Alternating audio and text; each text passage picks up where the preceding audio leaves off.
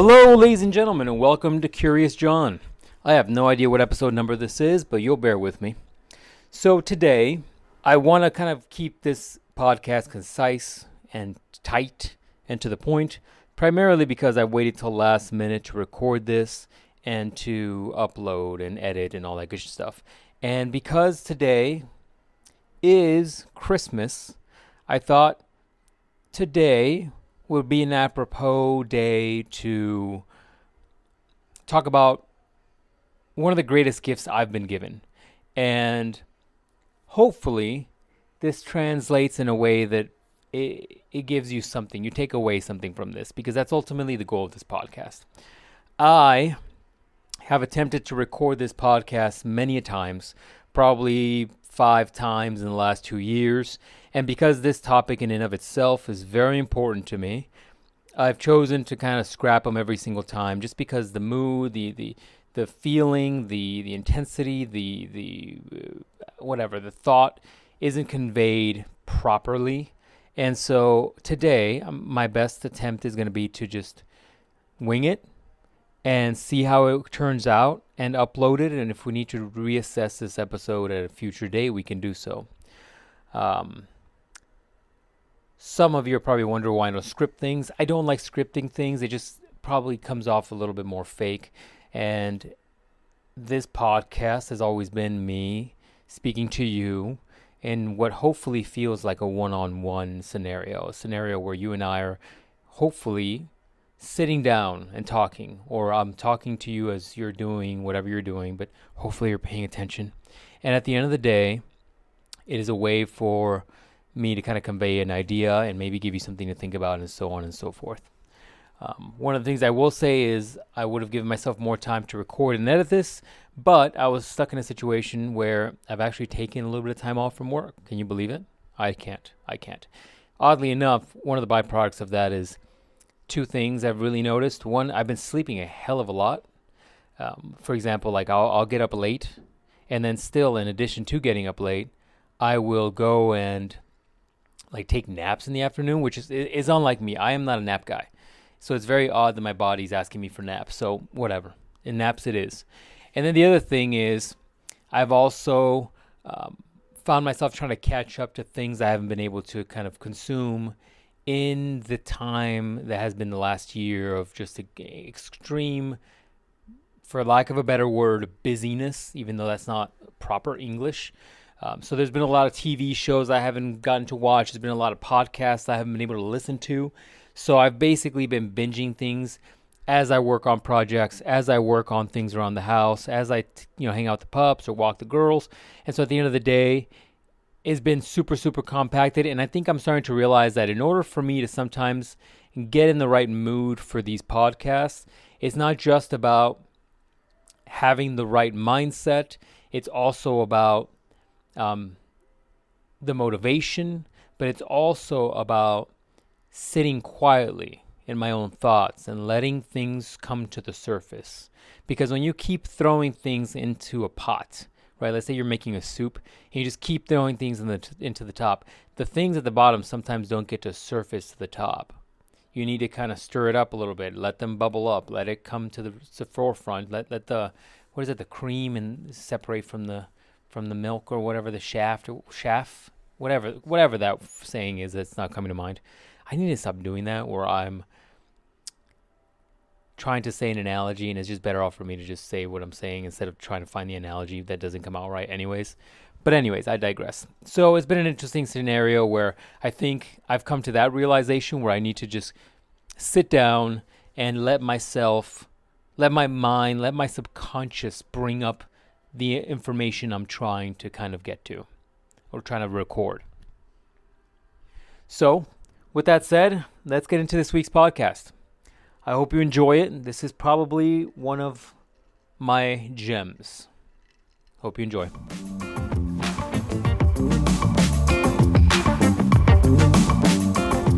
Today is going to be a little bit of a story time, and I want to explain to you folks a little bit about when I was younger, a story that happened, a realization I made, all in one. When I was a young man, I was working in what I would call sales for a company that would install and fabricate and do work with basically home builders to install utilities and some of these homes. And it was a trade, right? Wasn't necessarily doing the trade. I was kind of doing office work. I was in sales, like I said. But circa, I want to say 2008, 2009. This is kind of my best educated guess at this moment without doing the research.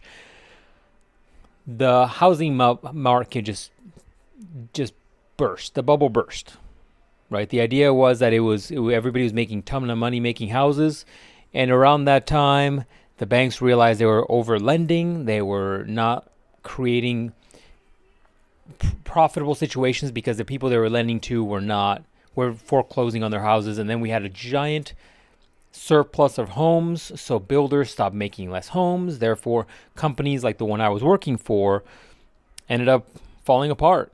And at that time, I was one of the people that was let go. I was laid off. And funny enough, like, it's so funny for me to talk about this now, because at that moment, in that phase in my life, a young man, being laid off was a huge shame for me, which is hilarious, because now with hindsight and a little bit more wisdom, that company went belly up. That company could not survive what occurred during those times. A lot of companies couldn't. A lot of companies didn't.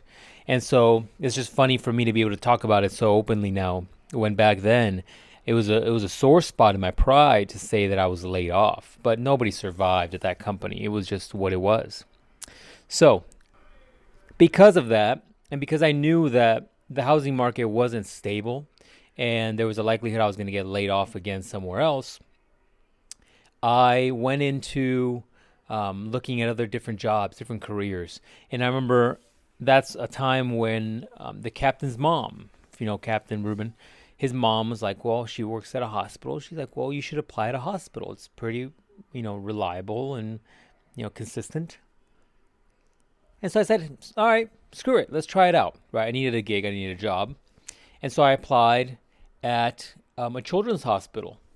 And once again, never had experience with hospitals before, but my only experience was always a negative one. It was one of just gross feelings, uncertainty, anxiousness, because every time you go to a hospital, for most people, it's because somebody in your family is sick, or maybe you're sick and you're not doing well, and you're there for treatment. And hospitals always have this sterile, cold, just unwelcoming feeling. And so I was always hesitant to try to get a job at a place like that, but I found myself applying at a children's hospital. And I got the job.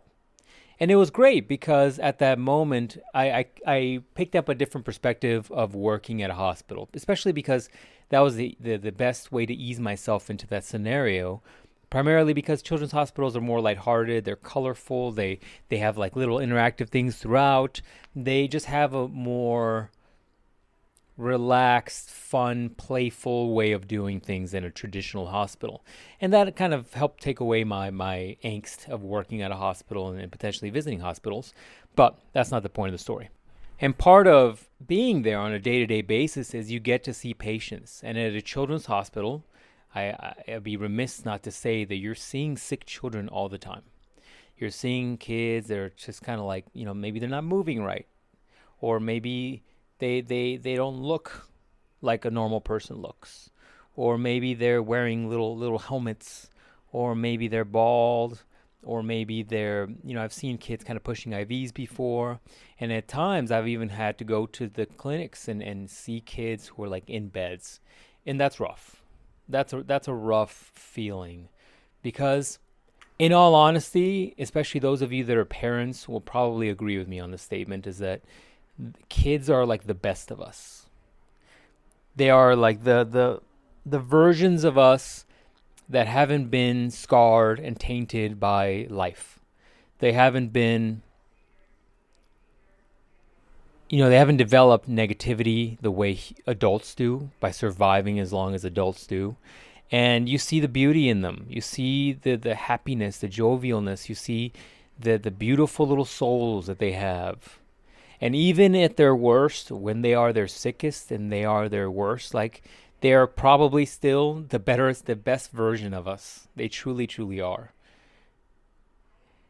And that's always hard to see, because as a person like myself who has always made it a priority to kind of like take care of myself, I see that, and that's rough, because you have zero control over your birth. You have zero control over what cards you are dealt with at your birth. How about that? We'll use that analogy.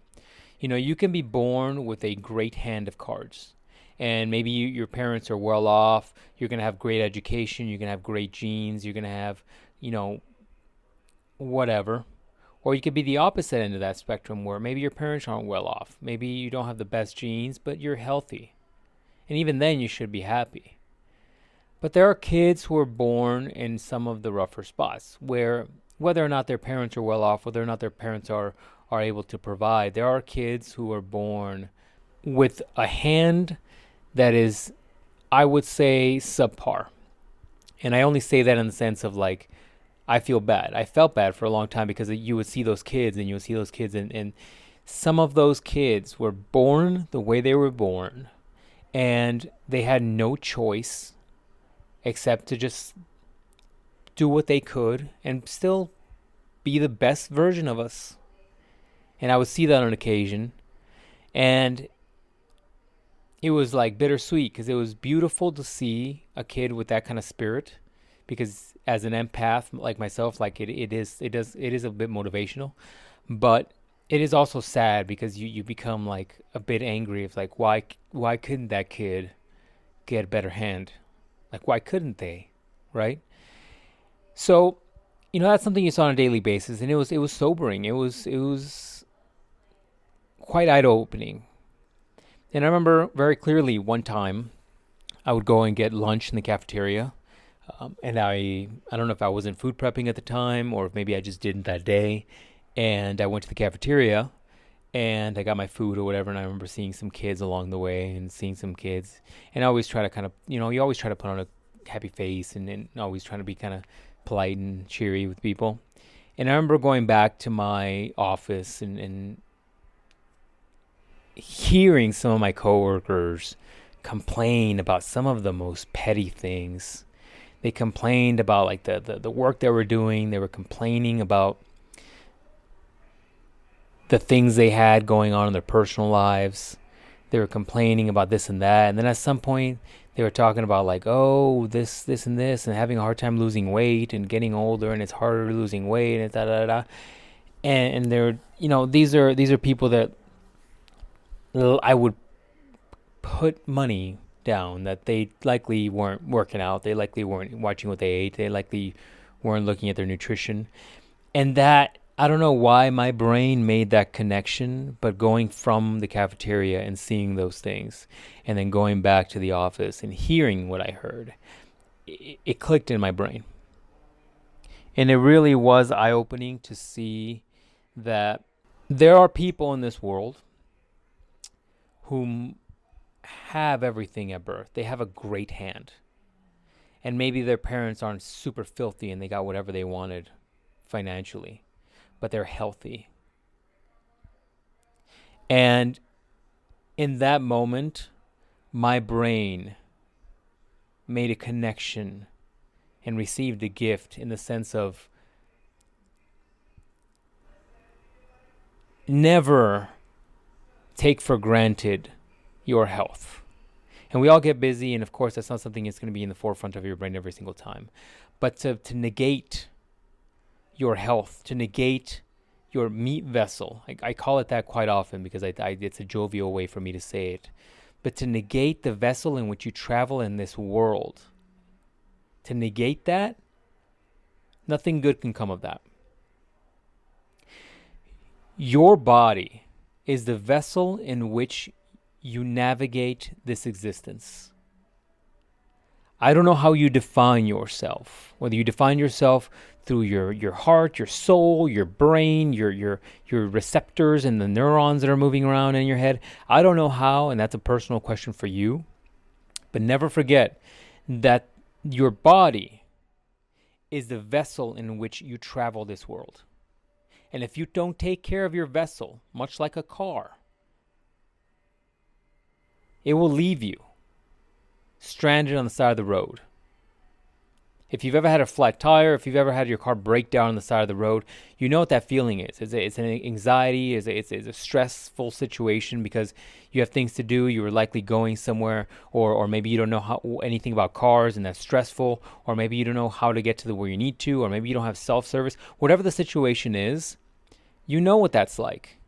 Well, I can tell you right now, from a person that's gone through bone breaks, from a person that's chopped off a finger, from a person that's gone through some physical issues in my life that I've healed from, thankfully, I can tell you that not having a functioning vessel is soul crushing. And so my point to this is that I heard these comments and I heard what these people were saying, and it lit a little fire in me. It lit a little bit of the best way I can say it is it lit a fire in me.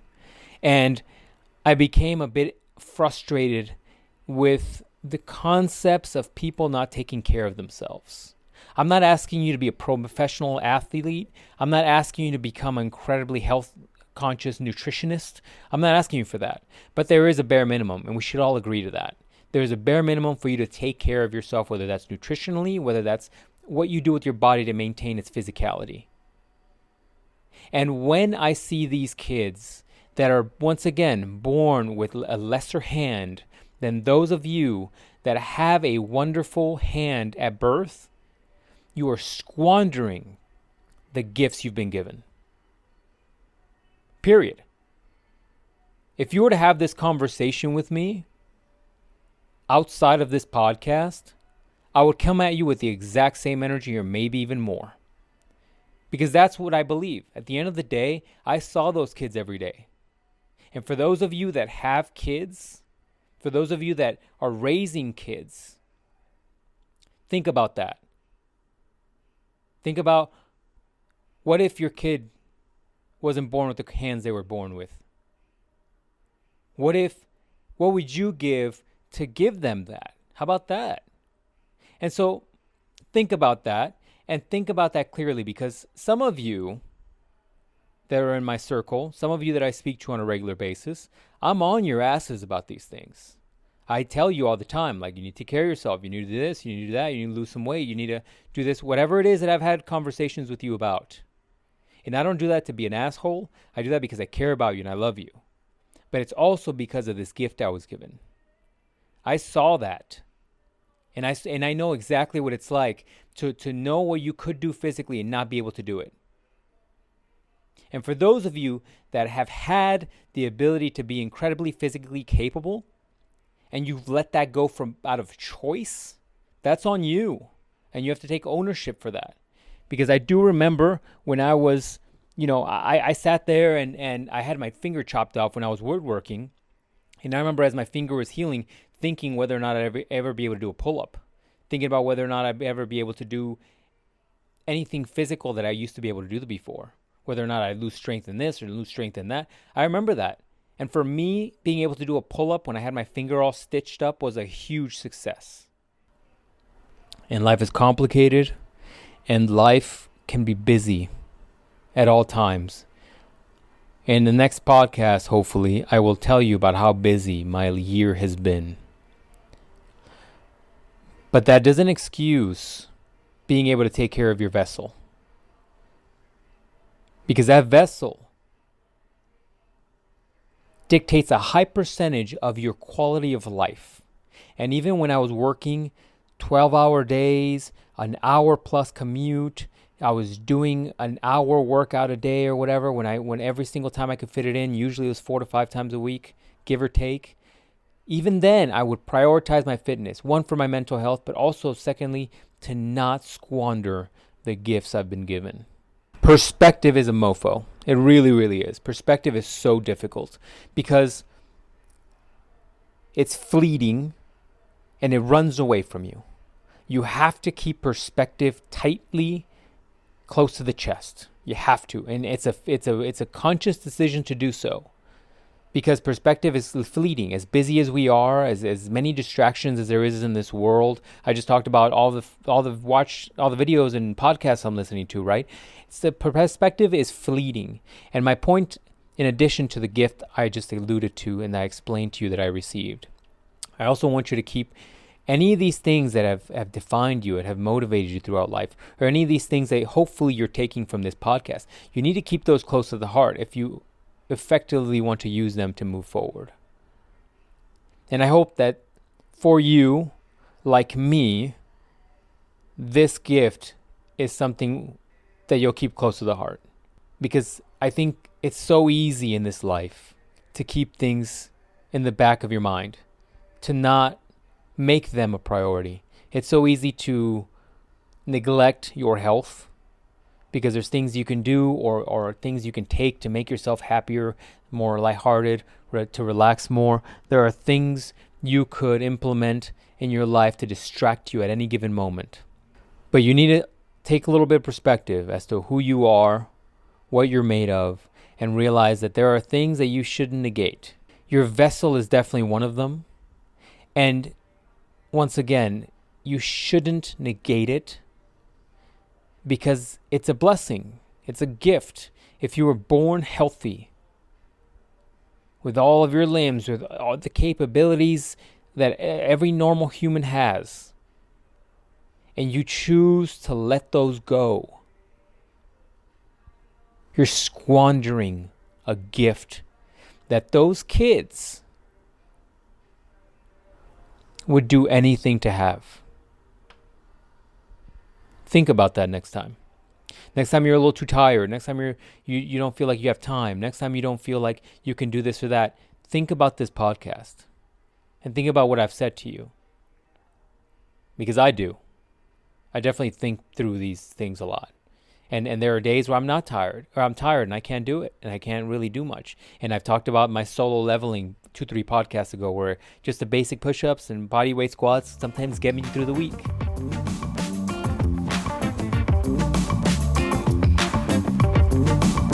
So I hope that this gift will turn into something for you as well. And I hope that you've come to the realization that you choosing to not do something is one, not an excuse in my mind, but two, realize that you have to take ownership of your choices. And these are choices that are detrimental, because when your meat vessel, when your vessel in this life starts going downhill, your quality of life goes down exponentially. That's the podcast, ladies and gentlemen. I didn't mean it to be so intense on this beautiful holiday, but a gift is a gift, and I hope this resonated with you. I'm LifeGeneralist, and this has been Curious John.